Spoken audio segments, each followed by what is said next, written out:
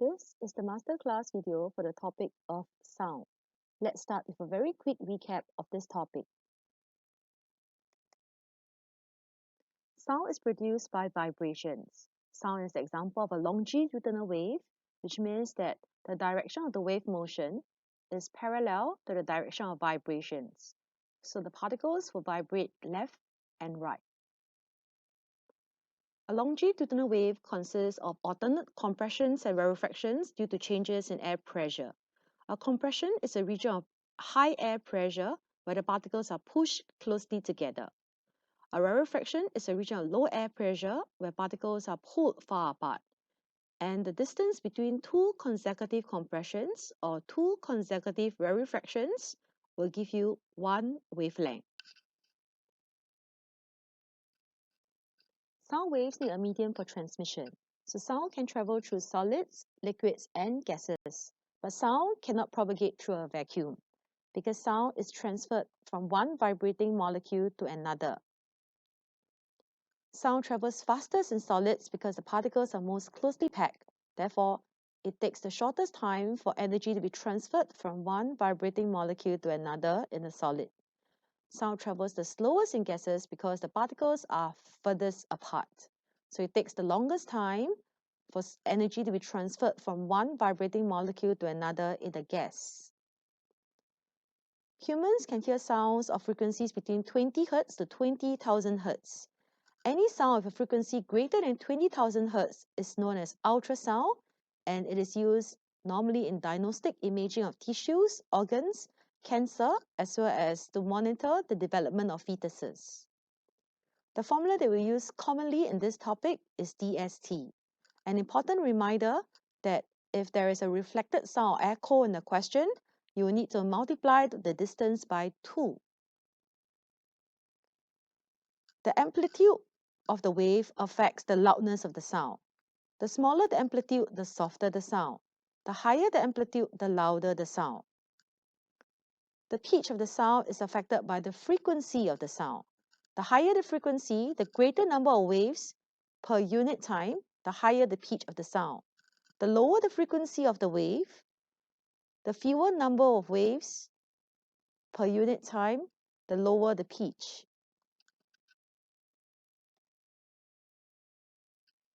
Question 8. A girl blows a whistle close to a cliff face. The echo that she hears has the same pitch as the original sound, but it is quieter. Which statement about the wave reflected from the cliff compared to the original sound is correct? Now, if the pitch is the same, it means that the frequency is the same, and therefore the wavelength of the reflected wave is the same. But the reflected sound is quieter. Loudness is affected by amplitude. Therefore, a softer sound is represented by a smaller amplitude. Therefore, the answer is D. A man stands between two cliffs and claps his hands once. An echo is heard which is closely followed by a second echo. Given that the speed of sound is 330 meters per second, what is the time interval between the two echoes heard? The formula we're going to use in this question is DST. Reminder that an echo is involved here, so we will need to multiply the distance by 2. The first echo happens off cliff 2, which is nearer to the man. So, what is the time taken for the first echo to be heard? Time is distance divided by time. You will need to multiply the distance by 2. 2 times 110 meters over 330 meters per second gives you 0.667 seconds. The second echo happens off cliff 1, which is further. So the time taken for the second echo is 2 times 165 meters divided by 330 meters per second to give you 1 second. The time interval between the two echoes is the difference between the two timings. That gives you 0.333 seconds, B. Question 10. A girl stands 165 meters in front of a tall building and fires a pistol. A boy stands 350 meters from the girl and he hears two bangs 1 second apart. Calculate the speed of sound in air. Again, we're going to use the formula of DST in this question. The first bang is heard when sound travels directly from the girl to the boy, and therefore the distance traveled is 350 meters only. There is no echo or reflected sound here, so we do not need to multiply the distance by 2. The second bang is heard when sound travels from the girl to the building and is reflected off the building. So the total distance traveled by the second sound is 165 meters to the building, 165 meters when it's reflected off the building, plus 350 meters to the boy. And when you take the difference of the two sounds, that will give you 1 second. Calculate the unknown speed represented by V. That should give you 330 meters per second, A.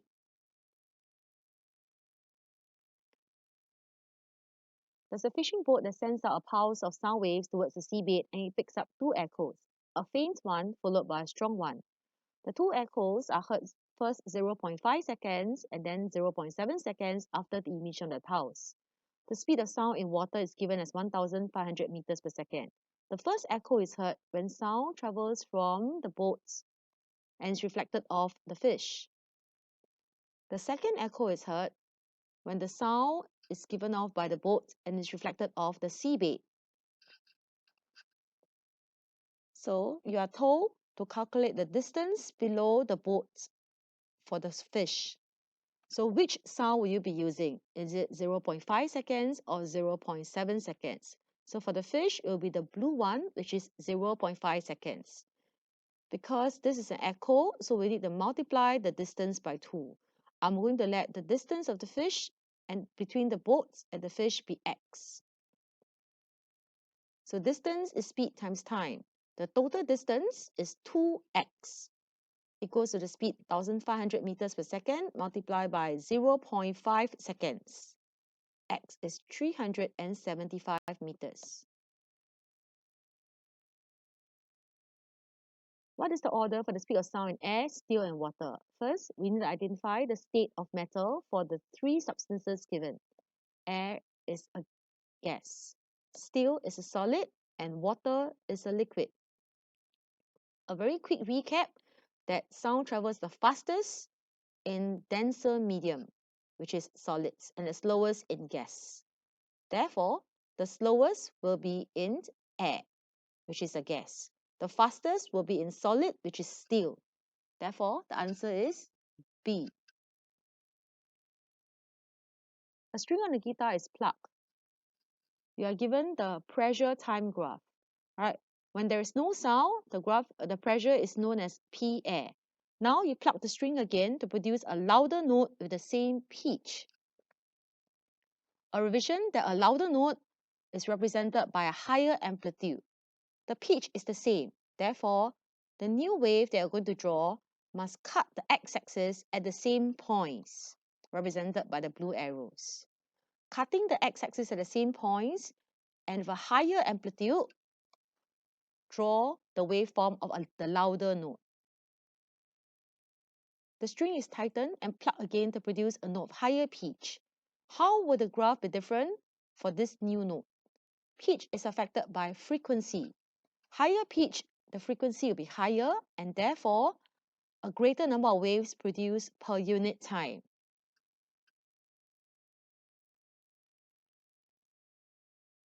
The radio shown can be heard by everyone in the room. Describe how sound from the radio reaches all parts of the room. Energy is transferred from one vibrating air molecule to another. Sound is propagated as a longitudinal wave, and the air molecules vibrate parallel to the direction of the wave motion. Due to changes in air pressure, regions of compressions, which are regions of high air pressure, and rarefactions, regions of low air pressure, are formed. Sound is also reflected off the walls of the room.